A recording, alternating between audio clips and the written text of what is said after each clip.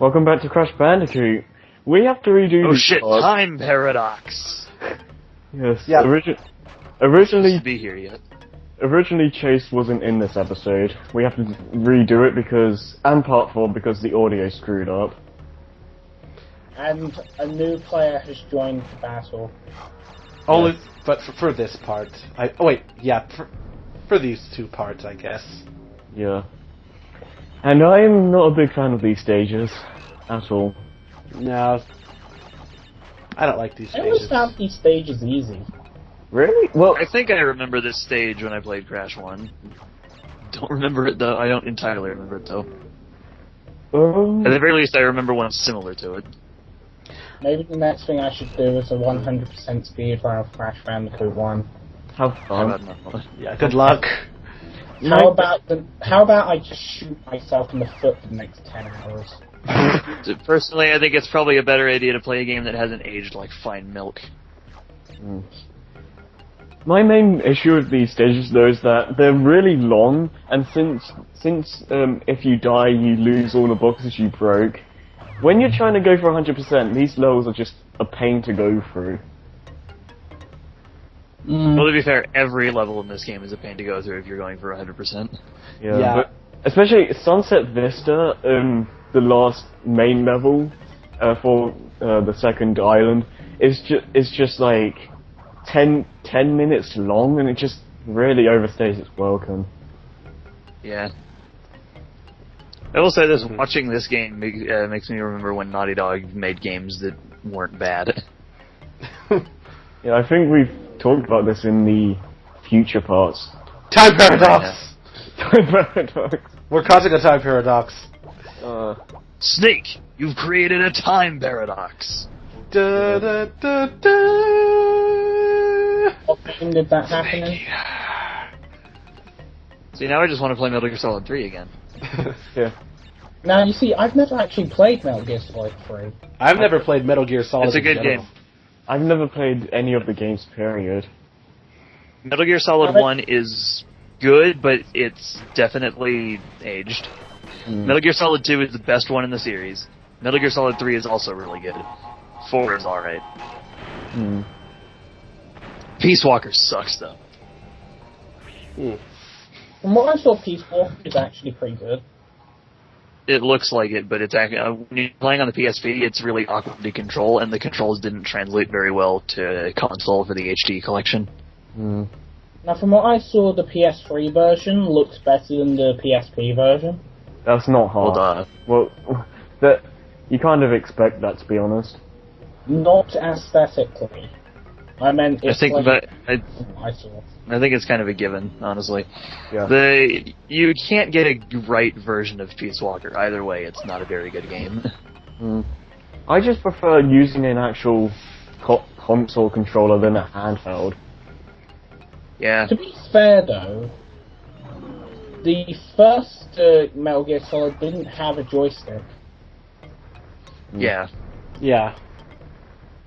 These sections are like why I hate this stage so much, because you have to time like when the bats are going to come, and also when the bridge things are going to pop out as well. It's just a clusterfudge. Yeah, and how long did you stand there for it to need to be cut? I think that was in real time. This section was cut. I was standing there for like a good 5 or 10 minutes. Pattern isn't actually that hard to get down, so why you would need to stand there for that long, I have no idea. I guess because even with getting nervous. The thing that I've noticed with patterns in general, and especially some of the patterns in this game, even if you know how it goes, even if you know what the pattern is, there's still the timing that is absolutely, in this game especially, needs to be absolutely perfect. Yeah, that's the thing, Joey, with, there's a set pattern with the walls coming out, but I don't want to die, so I want to be extra careful with that. Yeah, going back, you barely made that jump. Yeah. Because, if this was Crash 2 or 3, I would take the risk, but not in this game. No way. But you have 40 lives. Yeah, but you lose all your progress when you die, so you have to start the level all over from the beginning if you want to get the gem. Okay, what time are you guys at? I'm at 5:15, 5:16, 5:17. I'm at 5:19. Okay. How did I end up ahead of people, Time Paradox? The time paradox is even affecting the video. Well, now I know what you're going to name this part. Yeah. Paradox. Pretty much. I'm actually trying to think of all the other ways in Metal Gear Solid 3 you can create a time paradox, and I think it's only by killing Ocelot. It would suck so much to die here. Yeah, we're near the end of the level. That jump right there scared me a bit. I don't want to go, I couldn't make it! Nope, start all over. No. You will do it again. Crash got a Chaos Emerald. Da-da-da-da-da-da. Yeah, that's like a... Chaos Emerald, why was it irregularly cut as compared to the others? It's Crash's Chaos Emerald, I don't know. Yeah. That's Super like Crash. That's like a running joke every time we get a color gem. Yeah. It's gonna be a running joke. Now, these are the levels that I don't like. Really? I think these are a nice change, like a nice change from the ruin levels or temples, whatever. Time for a change of pace! Just inside of it. Wait, what? It is a temple, you're just inside of it, and you forgot to bring a torch. Pretty much. But Yeah. Crash is no Indiana Jones. No. yeah, I bring this up in a future part, again, Time Paradox, but these are the stages that have probably the worst depth perception. Yeah. Yeah. And that's just a problem that a lot of early 3D games had, except for like maybe Mario 64. Yeah. Yeah, because I mean, I could definitely get past that. With early 3D games, it would probably have that kind of problem. I haven't... The last time I played 64 was when I did the LP on my channel. How long ago? At least a year.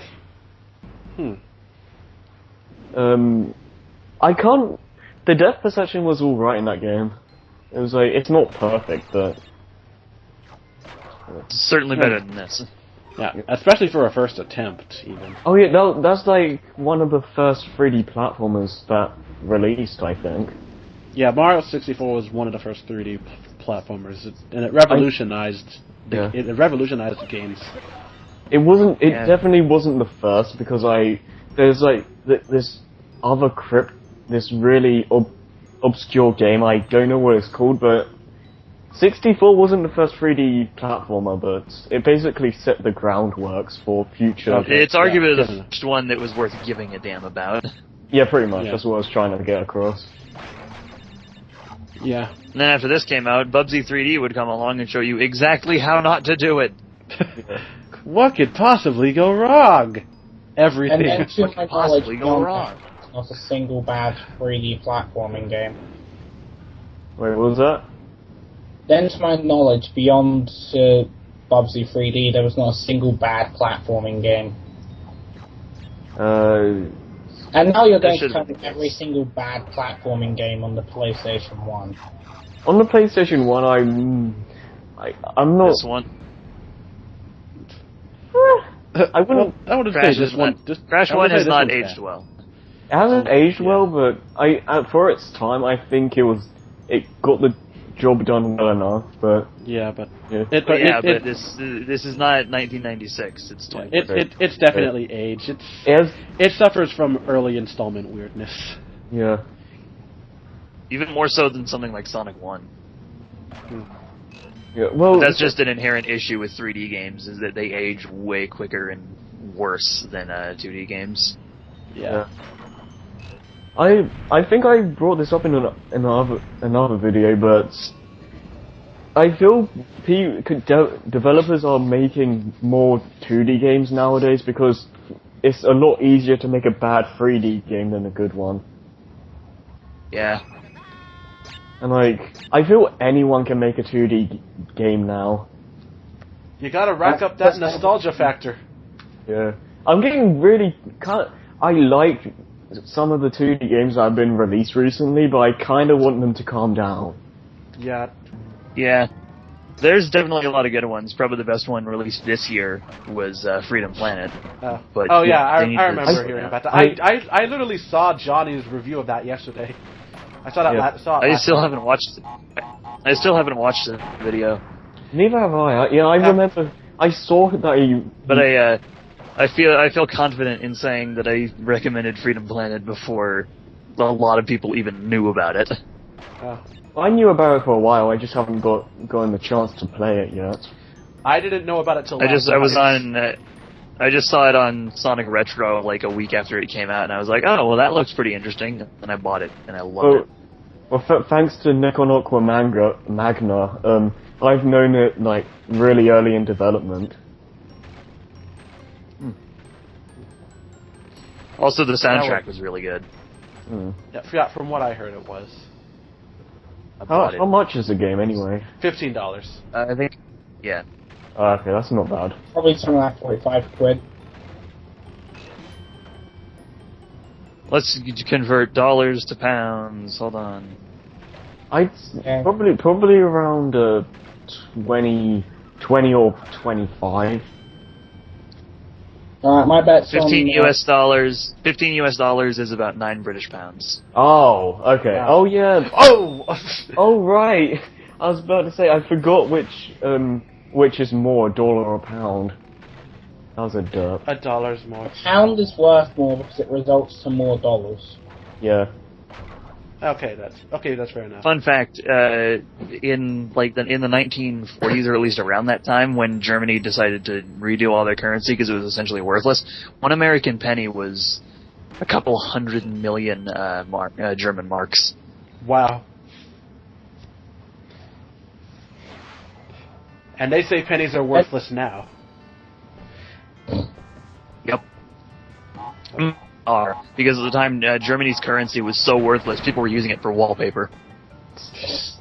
Yeah, I imagine it would probably be worthless. I mean, because especially after World War II and that stuff. Yeah, they had to pay off all their debts for damages they had caused, and instead of actually trying to make the money, they just printed a whole bunch of it off, which paid off their debts, but made the rest of the money essentially worthless because there was so much floating around. Just watching this game just makes me want to get to Crash 2 and 3. Yeah, because I know I already said this. I think I said this in an earlier part, so technically not a time paradox. But wow, that was a fail. Time paradox. Okay, yeah. Like I said, I have a lot more to talk about when we get to Crash 2, since that's the one I'm more familiar with. Yeah, Crash 2 was actually the last game I played, in terms of the trilogy anyway. Yeah. I think I played them all in order, but I can't entirely remember.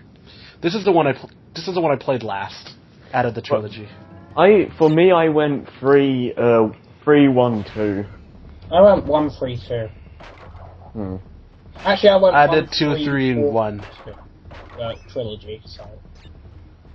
These are my favourite levels.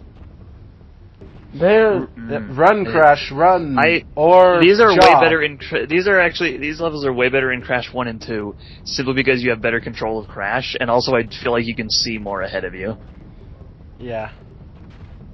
Isn't it in Crash 3 that you were chased by a dinosaur? Yeah, a Triceratops. Yeah. But I mean, there are barely any of those, I believe. I don't remember. There's like 2 levels. I don't remember those stages. Wasn't it 2 boulders and a polar bear in the second one? Yeah. There was 2 boulder levels on one. You got chased by a polar bear. And when I got to the one where you got chased by the polar bear, that one took me by surprise when it first was playing. I thought it was just a polar bear. I think you were being chased by a polar bear while riding a polar bear. Yeah, that's the last section of the level. I was gonna say, I thought you were talking about the Road to Nowhere stage being in Crash 2 and 3. I'm a bit behind. Yeah, what time are you at, Eric? Because we're at 14:47. Oh wow, yeah, I'm really far behind. I'm at 14:22. I'm at 14:50. I'm at. All right.